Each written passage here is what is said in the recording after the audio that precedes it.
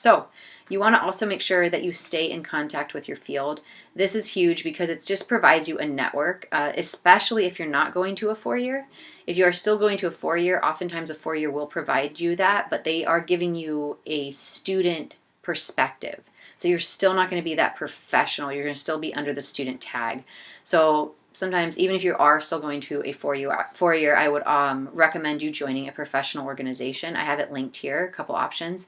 But they just give you network opportunities. If you want to join a membership, I know if you're into public relations, for instance, PRSA is the Public Relations Society of America, and they have a ton of perks with their memberships. They give student discounts and so forth. There's the Investigative Journalism Network. There's the Global Investigative Journalism Network. There's a ton of different ones. Just it's on the link right here. You guys can kind of look into it. It just gives you an updated outlook of what's going on in your field or experience, especially if you have a beat. I think that would be very interesting as well to follow. So here's some routes to your dream job. You want to make sure that multimedia meets multi-skilled. So just as you can't just know one side of the game, you have to kind of know the full picture these days. That's what we're talking about here as journalists. You need to make sure that you're not only a good editor but you're also a good writer. You're not only good at taking photos, but you can also put videos together. You are not only good at one beat, but you can also tap into a few other ones. You just don't want to limit yourself. You want to make sure that you're multi-skilled, you're a professional, you have just taken the time to become an expert. It's good to have an expert beat, but it's also good to have side beats too, because sometimes you don't have a job opening in your beat. Maybe they're crammed. So it's good to have a lot of different options.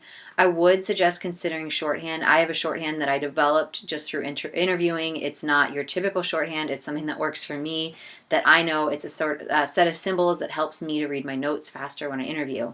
You also kind of want to be nosy. I am not telling you to social media stalk everybody, but you want to just kind of know what's going on and you want to follow leads. And that's considered, I guess, being nosy. But you just want to make sure that you follow full circle and you're able to kind of catch trends or catch discrepancies and so forth. You want to also, this is actually huge, and this relates to your website again, you want to make sure that your resume and your cover letter are easily accessible. So if you're shooting out a resume and cover letter as attachments to employers, for instance, and they're on a weird format and they won't download, 9 times out of 10, these employers are not going to open it up. Specifically, if you're sending it to a mainstream news station of some sort, and they probably get 100 a day. So you want to make sure that it's easily accessible. We had the editor come in from the Ventura County Star, and she said if she can't open a resume or if it's an attachment, she doesn't often even open it because they don't have time. They're really, really busy. What she prefers and what most employers and desk editors and editors-in-chief, anybody in the media, they are going to prefer a website link. They want to see how you write. They want to see proof that you've written and that you've published stuff. And then they want to see a little bit about where you're from. And that will be all provided on a website. You want to make sure that you have your BA. That is really beneficial in the journalism world because it just shows that you've been taught how to write as a professional academic as well.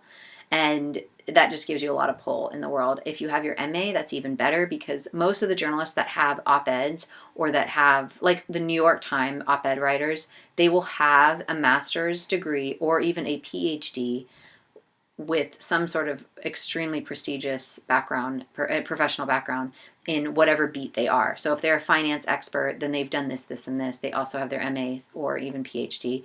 Or if they're a business expert or some correspondent in another country, that kind of thing. So those are important. Degrees do matter in this field. Here's an example of a published current resume on Adobe Spark. Our last lecture for our final will actually give way more detailed on Adobe Spark, and that's going to be from our very own John Louie. And this is Adobe Spark. So this is how you would create a page. You will go to Adobe Spark. You're going to say, what would you like to create?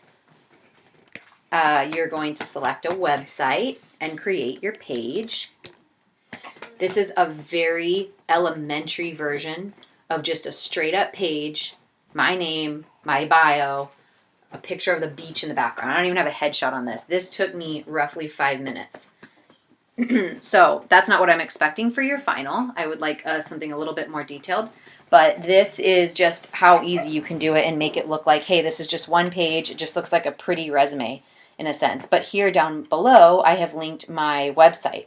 So the website you could do an Adobe Spark page and then have the website below as linking it to more of like a professional feel.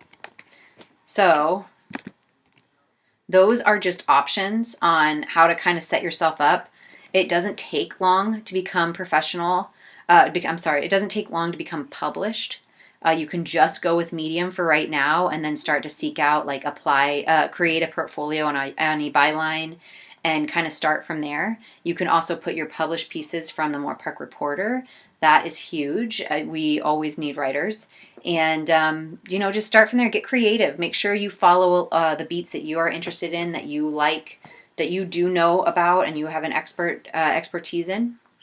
And I would also suggest following up on, gaining some sort of professional outlook, which we're going to talk about that a little bit later. Next week, we'll actually talk a little bit more about kind of getting professionally attributed. So we'll talk about, where to join, what to do, prices, and all of that. So thank you for tuning in, you all, and good luck with getting your publications out there, and I will see you in class.